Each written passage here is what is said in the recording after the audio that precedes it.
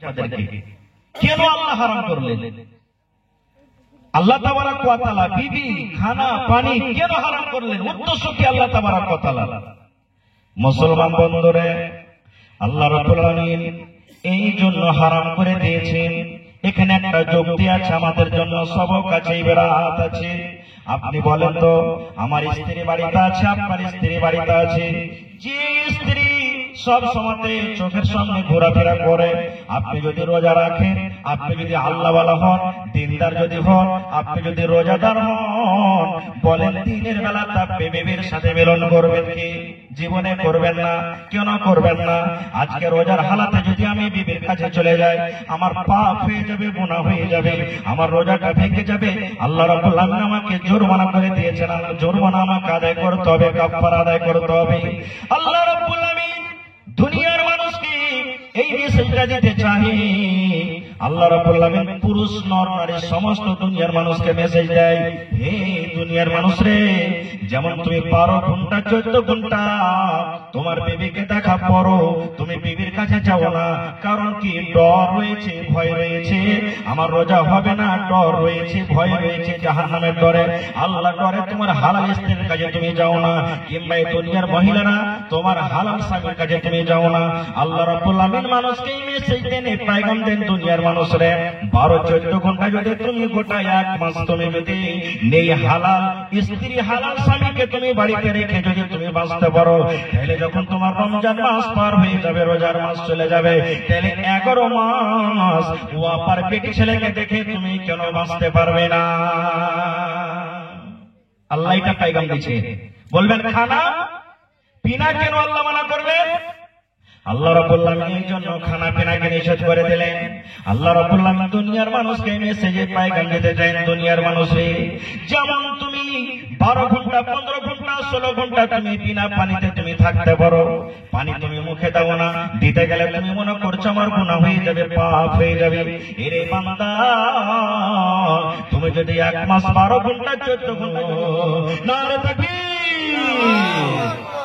এই জন্য আল্লাহ তাবারাক ওয়া তাআলা এই রোজাটাকে দিলেন।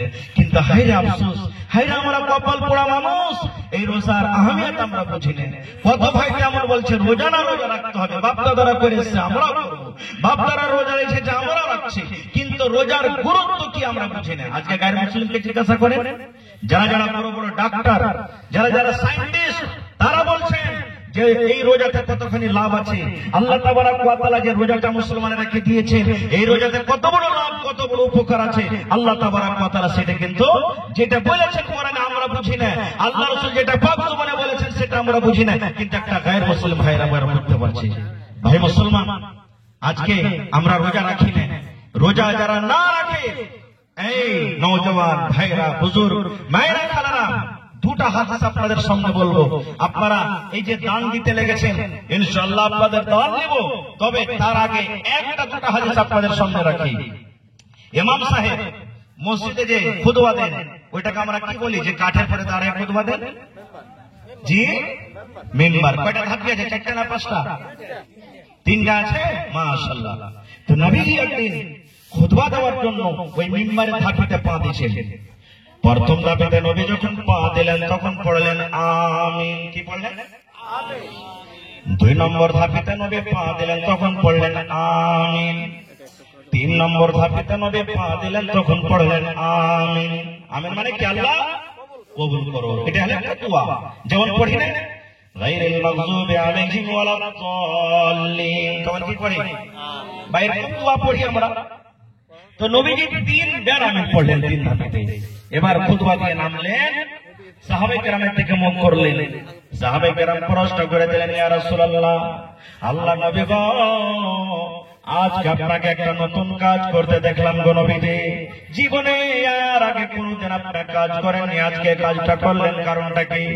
নবীজি বললেন, বাবা রে, কি আমি নতুন কাজ করলাম বলো তো?